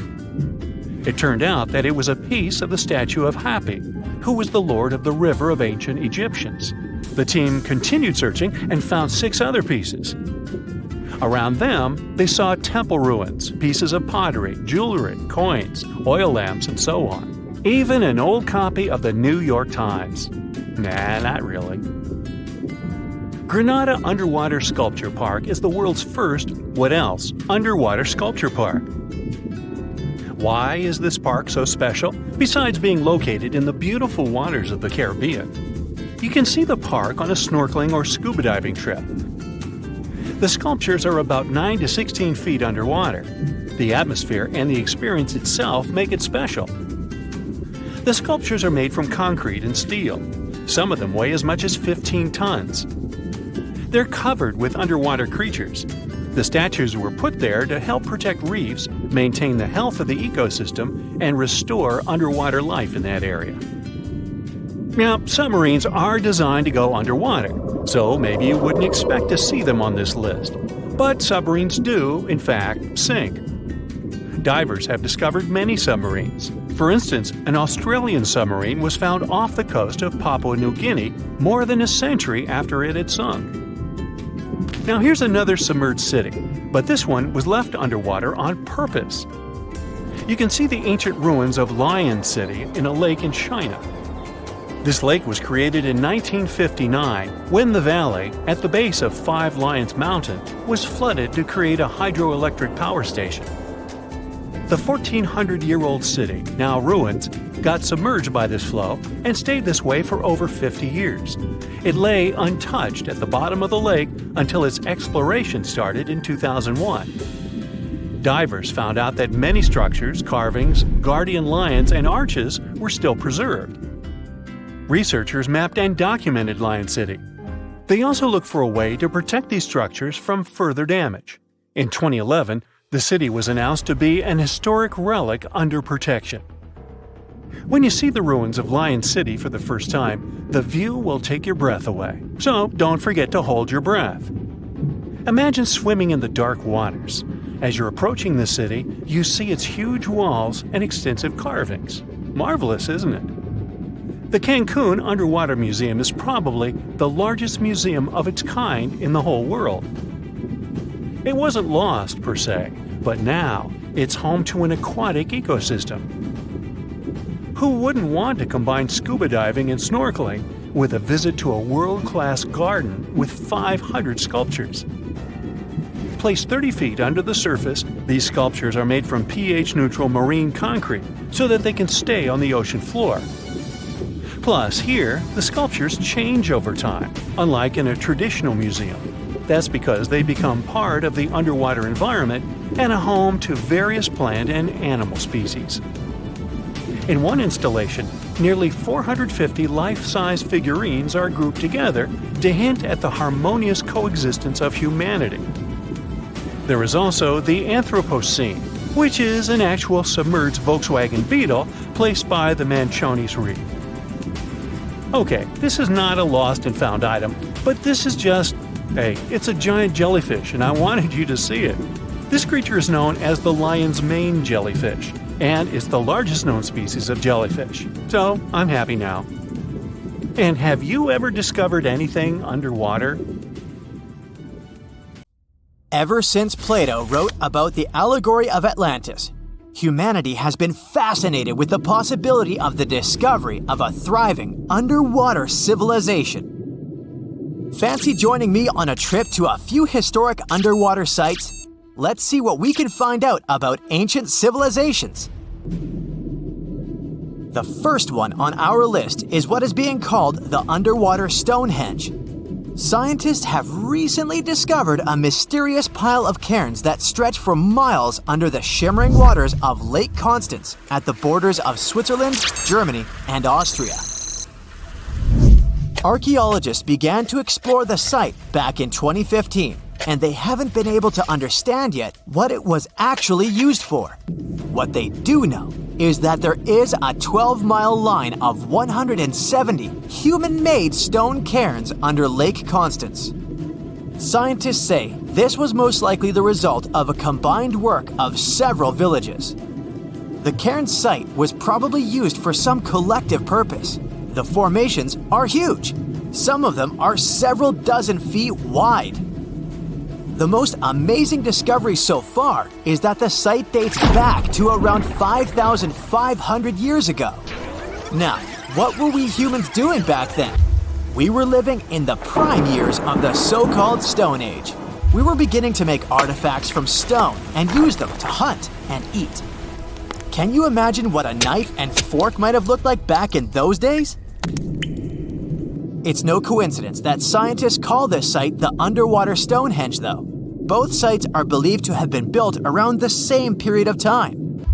You see, Stonehenge dates back to around 3,100 BCE. Both sites carry the distinct characteristic of stone monuments built in a circle. Not to mention the fact that scientists also haven't figured out why on earth our early ancestors would feel the need to build a monument such as Stonehenge. Well, the mystery of Lake Constance hasn't been solved yet. Who were the Neolithic people from this area? And for what purpose did they go through such an amount of work and effort to build this huge stone site? Next, we're taking you on a tour of the Ryukyu Islands just off the coast of Japan. You're diving deep down to an archaeological site. But I should warn you, the waters of the Pacific Ocean are far from smooth. It doesn't take long before you see a huge structure, thanks to the sunlight shining down on the seabed. At first, it looks like Machu Picchu's ruins located across the globe in Peru. As you approach the site, you slowly figure out its forms. A pyramid-shaped structure, arches, staircases. It's something that could have easily been a palace or a castle. Could this be a sign of human activity? What you've just seen is known today as the Yonaguni Monument. It also goes by the name of Japan's Atlantis. The entire monument is about the size of 5 soccer fields and the height of a 5-story building. Its most surprising feature is its expanse of terraces. Explorers and scientists believe that Yonaguni might be 10,000 years old. But whether it's a human-made structure or a natural formation is still under debate. For Japan's top marine geologist, Professor Masaki Kimura, Yonaguni is the heritage of a lost civilization.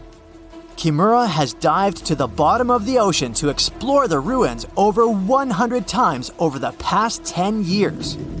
According to him, there are clear signs of human activity down there.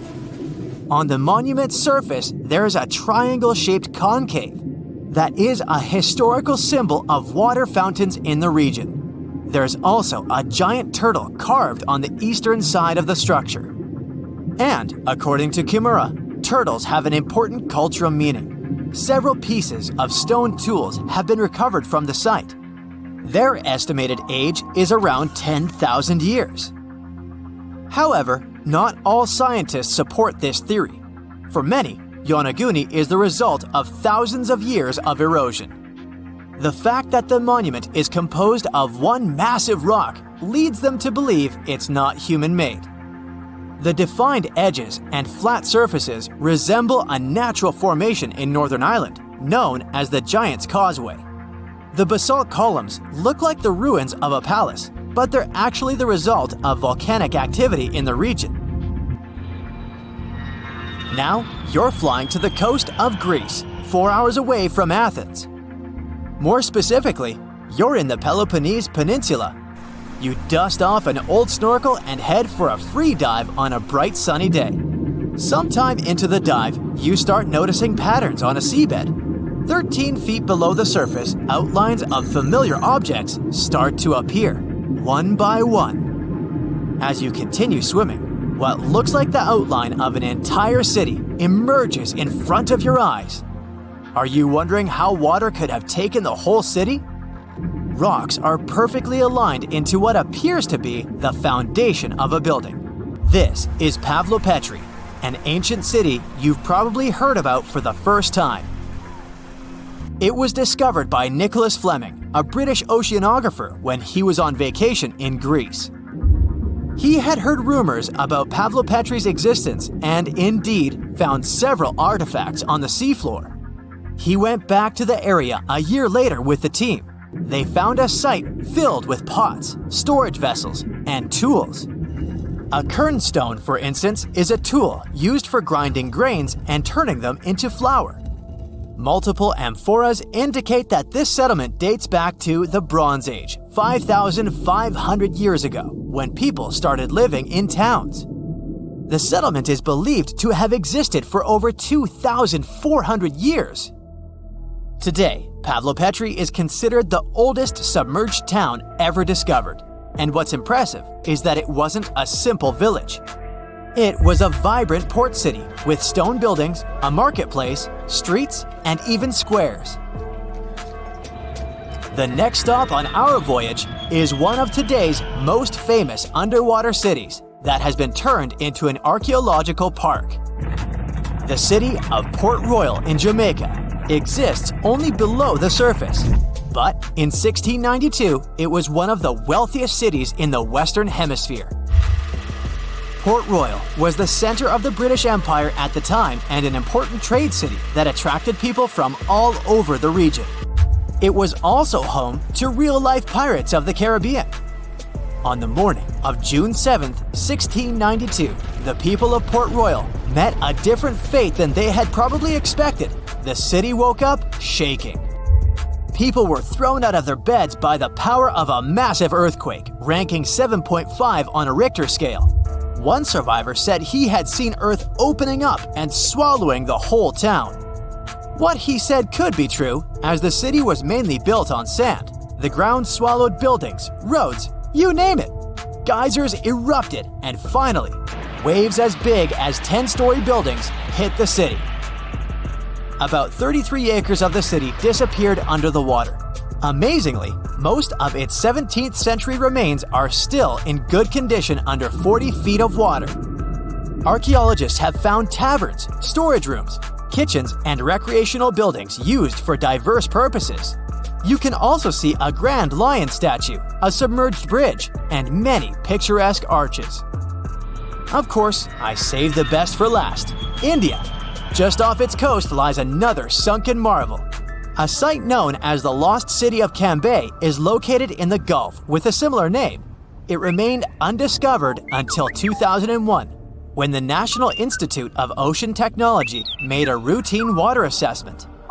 With the help of sonar technology, which sends a wave sound to the bottom of the sea, they found something far beneath the surface. Images showed well-defined geometric shapes spread along a 5-mile stretch. The remains date to more than 9,500 years ago, meaning this civilization was lost at around the end of the Ice Age. Debris recovered from the site included construction material, pottery, beads, sculptures, and even bones. Scientists argue whether these artifacts are indeed from the site, but if they truly are, then the lost city of Cambay might be the oldest civilization in the world.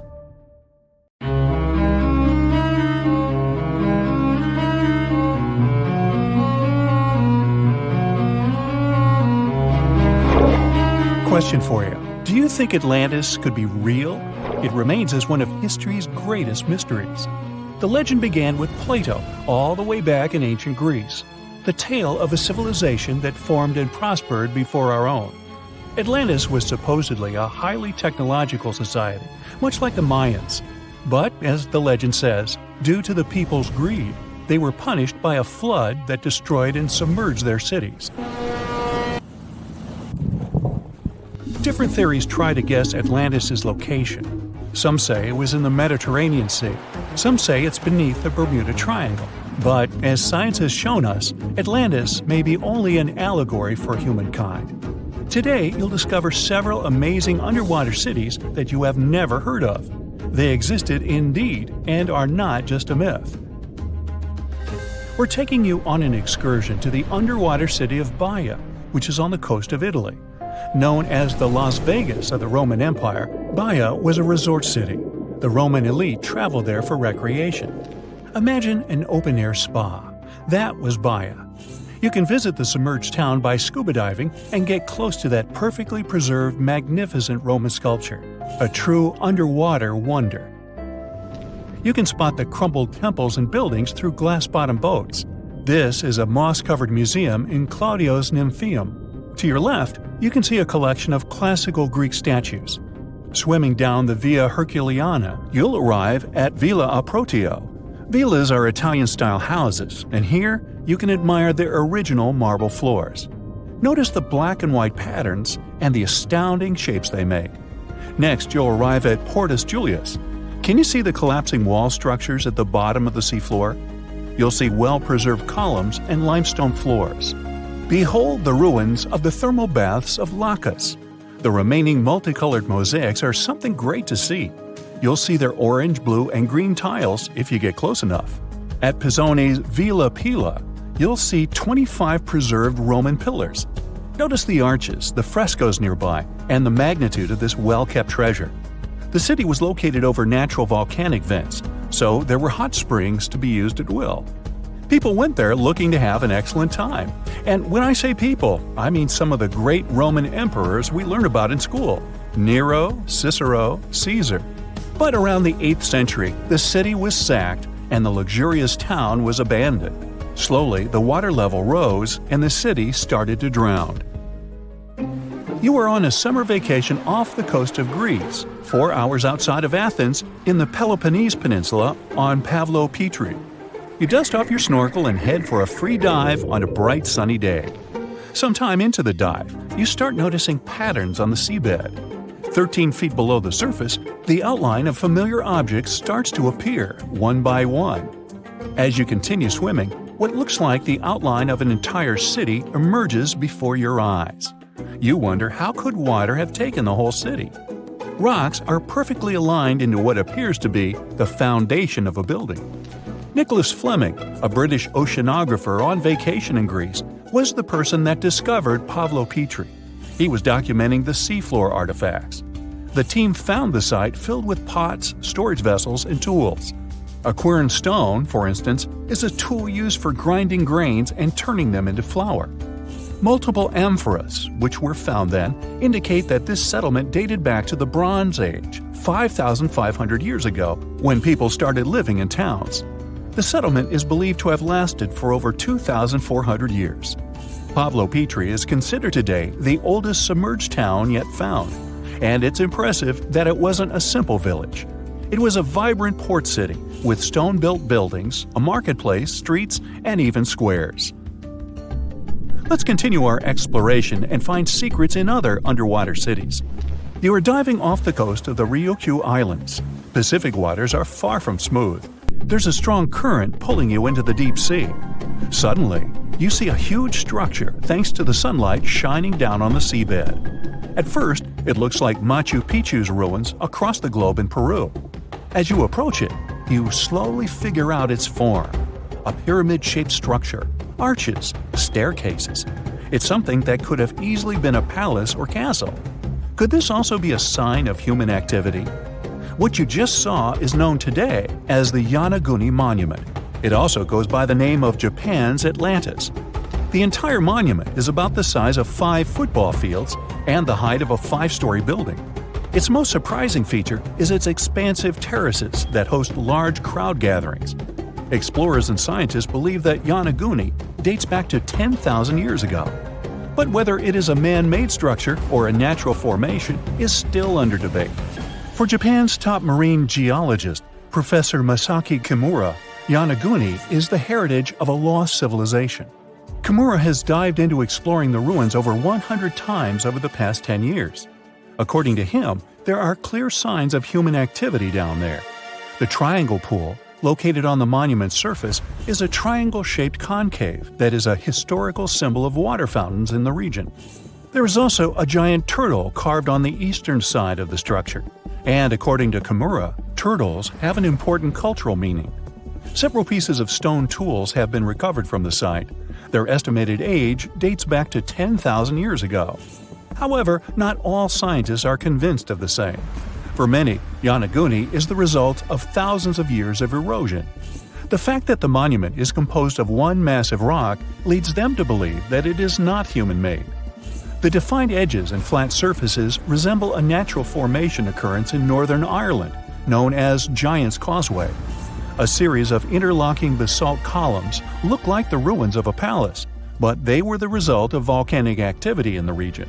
Well, stay tuned for more underwater discoveries. The next stop on our voyage is one of today's most famous underwater cities that has turned into an underwater archaeological park. The city of Port Royal in Jamaica exists today only below the surface. But in 1692, it was one of the wealthiest cities in the Western Hemisphere. Port Royal was the center of the British Empire at the time, and an important trade city that attracted people from all over. It was also home to real-life pirates of the Caribbean. On the morning of June 7, 1692, the people of Port Royal met a different fate than they probably expected. The bars and restaurants beaming with life woke up shaking. People were taken out of bed with the power of a massive earthquake, estimated today at 7.5 on the Richter scale. One survivor says he saw the earth opening up and swallowing the town whole. What he said could be true, as the city was mainly built over sand. The ground sucked buildings, roads, and everyone above. Geysers erupted, and finally, waves as big as 10-story-high buildings hit the city. About 33 acres of the city disappeared underwater, and amazingly, most of its 17th century remains lie in good condition under 40 feet of water. In the ruins, archaeologists have found taverns, storage rooms, kitchens, and recreational buildings used for diverse purposes. You can see a grand lion statue, a submerged bridge, and many picturesque arches. Now, do you fancy a trip to India? Just outside its coast lies another sunken marvel. A site known as the Lost City of Cambay is located on the Gulf of a similar name. It remained hidden until 2001, when the National Institute of Ocean Technology did a routine water assessment. With sonar technology, which sends a wave of sound to the bottom of the sea, they found something far beneath the surface. Images showed well-defined geometric shapes spread along a 5-mile stretch. The remains found dated to more than 9,500 years ago, meaning that this civilization was lost at around the end of the Ice Age. Debris recovered from the site included construction material, pottery, beads, sculptures, and even bones. Scientists argue whether these artifacts are indeed from the site, but if they truly are, then the Lost City of Cambay would be the oldest civilization in the world. Well, here you are. You're getting into your submarine, feeling a bit anxious. You're going to descend hundreds of feet underwater to explore the ocean floor.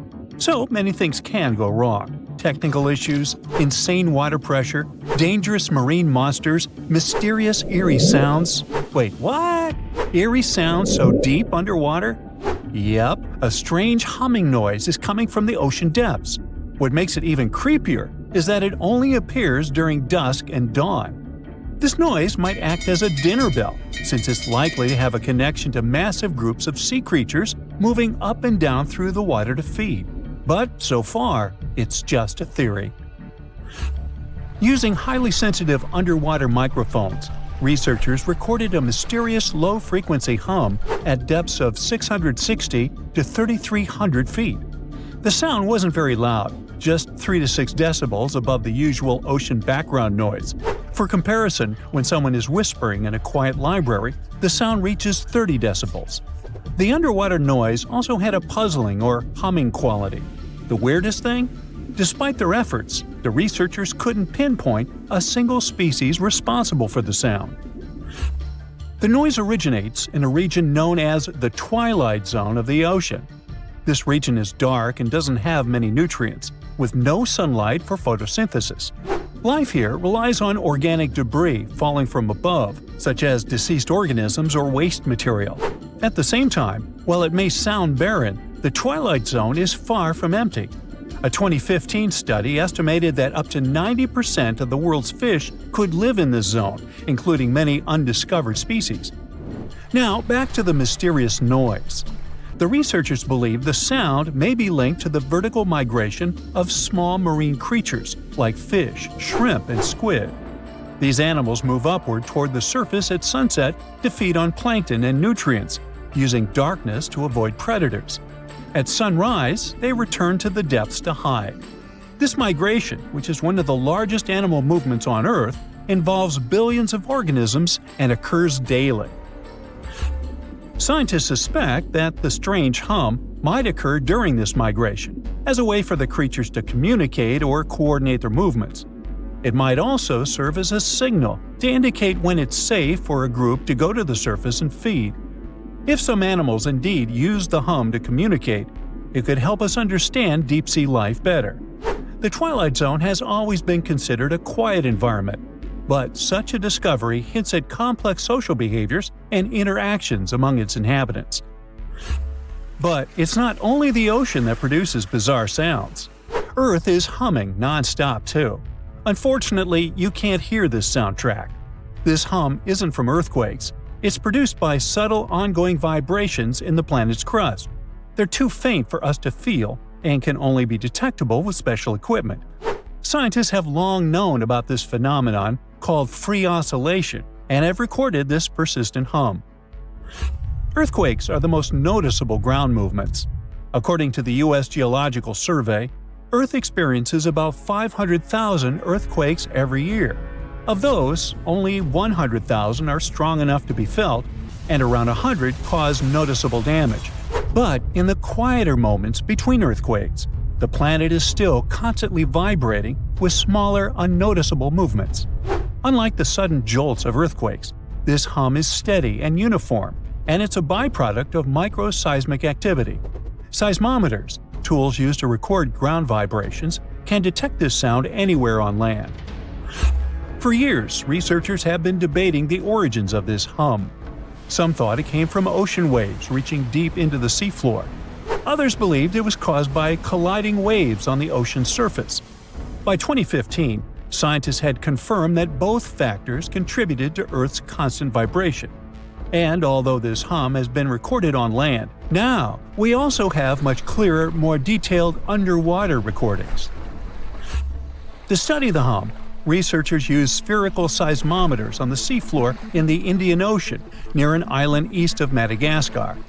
Between September 2012 and November 2013, they placed 57 freefall seismometers across a 772 square mile area. These devices are designed to sink into the ocean floor and record even the faintest vibrations. Over the course of the 11-month study, the team filtered out noise from ocean waves and seafloor currents.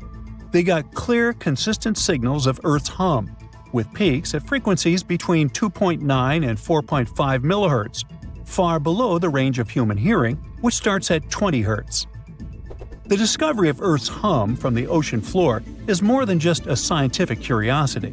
It gives researchers a new way to study how energy moves through the planet's crust and mantle. In any case, the world around us is filled with weird sounds that sometimes remain unexplained. One of the most intriguing examples is the bloop, an incredibly loud underwater sound recorded in 1997 by the U.S. National Oceanic and Atmospheric Administration. The sound lasted about a minute and began as a low rumble, which then increased in frequency. It was so loud that underwater microphones detected it across an astonishing 3,000 miles. Initially, some experts thought it was the call of a massive unknown sea creature. However, NOAA later determined that the source likely had been the calving of icebergs, when giant pieces of Antarctic glaciers had been breaking off and crashing into the sea. The sound, known as Julia, a strange cooing noise, could have been produced by an iceberg scraping along the ocean floor. Another sound, dubbed train, due to its resemblance to the sound of train wheels on a track, likely originated in Antarctica's Ross Sea. Then there is upsweep, a recurring seasonal scratchy noise detected in the Pacific Ocean since 1991. Despite years of research, its exact cause remains unclear. The underwater world also has bizarre sounds that can be described as choirs of fish. Scientists studying marine life off the coast of Port Hedland in Western Australia discovered that many fish species sing in synchronized choruses at dawn and dusk, much like birds. Over 18 months, researchers recorded tons of sounds, including foghorn-like calls from black jewelfish and rhythmic ba-ba-ba sounds from batfish. These fish songs, which often involve repetitive calls that overlap in large groups, are especially important for breeding, feeding, and territorial behavior. Deeper in the ocean, NOAA researchers also explored the sounds of the Challenger Deep, the deepest part of the Mariana Trench. They used a titanium-encased microphone that managed to survive the crushing pressure, over 1,000 times the atmospheric pressure at sea level. Over 23 days, the recorder captured loads of noises, from the haunting songs of whales to the rumble of distant earthquakes. Now, we've already figured out that the ocean is filled with strange sounds, but you can also hear weird noises above ground. One of the most puzzling is the hum, a low-pitched noise reported by people in specific areas, such as Taos, New Mexico, or Bristol, England. The sound is often described as a faint engine-like drone, and its source remains a mystery. Some researchers think it might be a psychological phenomenon, where people focus on subtle background sounds they might otherwise ignore. In any case, no definitive answer has been found yet. Geological formations can sing too. Utah's Rainbow Bridge, a massive 300-foot-high sandstone arch, vibrates like a guitar string when exposed to sounds, distant earthquakes, or waves near Lake Powell. Scientists have studied its frequencies to understand how such vibrations could affect the bridge's stability over time. Interestingly, visitors to the Rainbow Bridge have reported hearing faint humming sounds too. The skies also have their own eerie noises. For centuries, people in polar regions have described faint sizzling, popping, and cracking sounds, accompanying auroras. A Finnish researcher made the first known recordings of these sounds and traced their origin to electrical discharges in the lower atmosphere, about 230 feet above the ground. These charges, caused by magnetic storms fueling auroras, produce faint sounds during calm and clear nights. Other natural phenomena, such as icebergs grinding against the seafloor or volcanic activity on the ocean floor, produce groans, rumbles, and crackling sounds that scientists study to learn about glacial movements and underwater geological activity. I myself produce many unusual sounds and rumbles, but, that's a subject for another video or my next annual review.